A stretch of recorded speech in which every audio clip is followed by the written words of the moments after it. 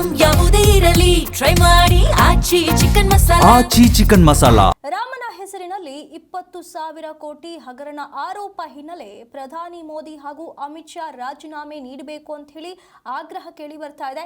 ದಲಿತ ಮುಖಂಡ ಕೈ ಕಾರ್ಯಕರ್ತ ಕೃಷ್ಣನ್ ಆಗ್ರಹಿಸಿದ್ದಾರೆ. ಅತ್ಯಂತ ಪ್ರಚಲಿತ ಕಂಪನಿಗಳು ಇದರಲ್ಲಿ ಭಾಗಿಯಾಗಿವೆ. ನರೇಂದ್ರ ಮೋದಿ ಅವರು, ಅಮಿತ್ ಶಾ ಅವರು ಇದಕ್ಕೆ ರಾಜೀನಾಮೆ ಕೊಡಲೇಬೇಕು ಅಂತ ಹೇಳಿ ಪಟ್ಟು ಹಿಡಿದಿದ್ದಾರೆ. ಇಲ್ಲವಾದರೆ ದೇಶಾದ್ಯಂತ ಉಗ್ರ ಹೋರಾಟವನ್ನ ನಡೆಸ್ತೀವಿ ಅಂತ ಹೇಳಿ ಎಚ್ಚರಿಕೆಯನ್ನ ಕೂಡ ನೀಡಿದ್ದಾರೆ. ಈ ಬಗ್ಗೆ ದಲಿತ ಮುಖಂಡ ಕಾಂಗ್ರೆಸ್ ಕಾರ್ಯಕರ್ತ ಕೃಷ್ಣನ್ ಅವರು ಜಿ ಕನ್ನಡ ನ್ಯೂಸ್ ಜೊತೆ ಮಾತನಾಡಿದ್ದಾರೆ. ಏನ್ ಹೇಳಿದ್ದಾರೆ ನೋಡ್ಕೊಂಡು ಬನ್ನಿ. ರಾಮ ಮಂದಿರ ಬಗ್ಗೆ ಈಗಾಗಲೇ ಬಹುತೇಕವಾಗಿ ಚರ್ಚೆಗಳು ವ್ಯಕ್ತವಾಗ್ತಾ ಇದೆ. ಈಗಾಗಲೇ ಕೋಟಿ ವ್ಯವಹಾರ ಆಗಿದೆ ಅನ್ನೋ ಮಾತುಗಳು ಕೂಡ ಕೇಳಿ ಬರ್ತಾ ಇರುವಂಥದ್ದು. ಇಲ್ಲೊಬ್ರು ಅದೇ ರೀತಿ ದೂರನ್ನ ಕೂಡ ಸಲ್ಲಿಸೋದಕ್ಕೆ ಮುಂದಾಗಿದ್ದಾರೆ. ಬನ್ನಿ ಮಾತಾಡ್ತಾ ಹೋಗುವ. ಸರ್, ಏನಾಗಿದೆ ಅವ್ಯವಹಾರ? ಈಗಾಗಲೇ ಸೋಷಿಯಲ್ ಮೀಡಿಯಾದಲ್ಲಿ ಕೂಡ ಬಹಳಷ್ಟು ಚರ್ಚೆಗೆ ಗ್ರಾಸವಾಗಿರುವಂಥದ್ದು. ಇದರಲ್ಲಿ ಪ್ರಧಾನಿ ಮೋದಿ ಆಗಿರ್ಬೋದು, ಅಮಿತ್ ಶಾ ಆಗಿರ್ಬೋದು, ಅವರ ಹೆಸರುಗಳು ಕೂಡ ತಳುಕು ಆಗ್ತಾ ಇರುವಂಥದ್ದು. ಏನು ಹೇಳ್ತೀರಾ ಮೇಡಮ್? ಇದರಲ್ಲಿ ಏನೆಂದರೆ, ನರೇಂದ್ರ ಮೋದಿ ಅಮಿತ್ ಶಾ ನೇತೃತ್ವದಲ್ಲಿ ಇದನ್ನು ರಾಮ ದೇವಸ್ಥಾನ ಕಟ್ಟಿರೋದು.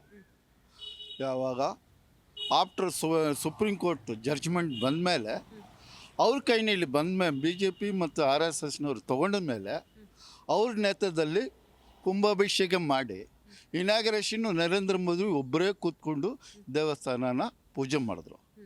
ಆದರೆ ಇವತ್ತು ಇಡೀ ಭಾರತ ದೇಶದಲ್ಲಿ ಪ್ರತಿಯೊಬ್ಬರು ಸ್ಟೇಟ್ನಲ್ಲಿ ವ್ಯಾಪಾರ ಮಾಡ್ತಾರಲ್ವ, ಫುಟ್ಪಾತ್ ವ್ಯಾಪಾರ, ಅವ್ರ ಹತ್ರ ಡೊನೇಷನ್ ತೊಗೊಂಡ್ರು, ವ್ಯಾಪಾರಿಗಳ ಹತ್ರ ತೊಗೊಂಡ್ರು, ಮತ್ತು ದೊಡ್ಡ ದೊಡ್ಡ ಕಾಂಟ್ರಾಕ್ಟ್ಗಳ ಹತ್ರ ತೊಗೊಂಡ್ರು.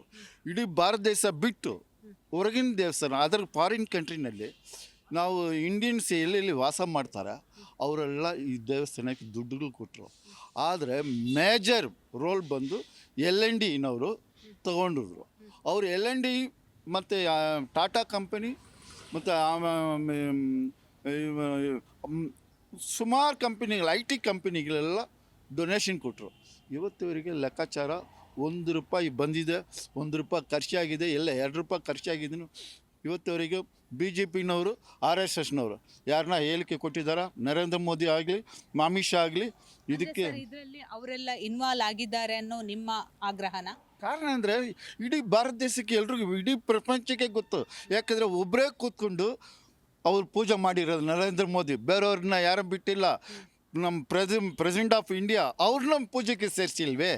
ಇದು ನೇರವಾಗಿ ಎವಿಡೆನ್ಸ್ ಆಯ್ತಲ್ವಾ? ಇದಕ್ಕಿಂತ ಎವಿಡೆನ್ಸ್ ಏನಿದೆ? ಹಾಂ, ಗೋಲ್ಡನ್ನ ಲೂಟಿ ಮಾಡಿದ್ರು, ಡೈಮಂಡ್ಸ್ ಲೂಟಿ ಮಾಡಿದ್ರು, ಇದೆಲ್ಲ ನೇರವಾಗಿ ಹೊಣ ಯಾರು? ಇವರಿಬ್ಬರೇ ಕೂಡಲೇ ರಾಜೀನಾಮೆ ಕೊಡಬೇಕೆಂದು ನಾನು ಒತ್ತಾಯ ಮಾಡ್ತೀನಿ. ಮುಂಬರುವ ದಿನಗಳಲ್ಲಿ ಯಾವ ರೀತಿ ನೀವು ಹೋರಾಟವನ್ನು ಮಾಡ್ತೀರಾ ಸರ್? ಮುಂದಿನ ಚುನಾವಣೆ ಬರುವಾಗ ಅವರು ರಾಮರ ದೇವಸ್ಥಾನ ಹೆಸರು ಹೇಳ್ಕೊಂಡು ಇವತ್ತು ಮೆಜಾರಿಟಿ ಅವರು BJPನವ್ರು ಬಂದರು. ಮುಂದಕ್ಕೆ ಎಲೆಕ್ಷನ್ ಬಂದರೆ ಹಿಂದೂಗಳು ಯಾರು BJPನವ್ರಿಗೆ ಓಟ್ ಹಾಕೋದಿಲ್ಲ. ಅದು ಖಂಡಿತವಾಗಿ ಇವತ್ತು ಪ್ರತಿಯೊಬ್ಬರು ಅವಮಾನ ಆಗಿದೆ. ಯಾಕಂದರೆ ಹಿಂದೂಗಳಾಗಿ ನಾವು ಹುಟ್ಟ ಮೇಲೆ ಹಿಂದೂ ಹೆಸರಿನಲ್ಲಿ ಸರ್ಕಾರ ಬಂದು ರಾಮರಿಗೆ ಪಟ್ಟಣಮ ಆಗ್ಬಿಟ್ರು.